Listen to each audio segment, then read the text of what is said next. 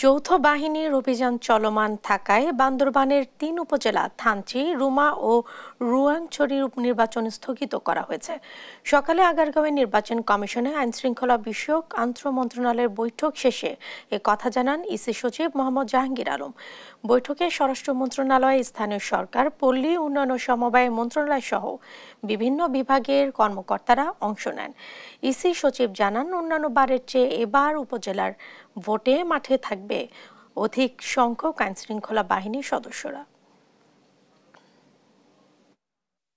3টি উপজেলা যথা থানচি, রুমা এবং রোয়াংছড়িতে আমাদের বাংলাদেশ সেনাবাহিনী, পুলিশ, বিজিবি, র্যাব এবং অন্যান্য বাহিনীর সময়ের যৌথ অপারেশন চলমান রয়েছে। তাই এই অপারেশন চলমান থাকায় গোয়েন্দা সংস্থা সমূহের সুপারিশের ভিত্তিতে নির্বাচন কমিশন এই 3টি উপজেলা নির্বাচন পরবর্তীতে অনুষ্ঠান করবেন মর্মে সিদ্ধান্ত গৃহীত হয়েছে।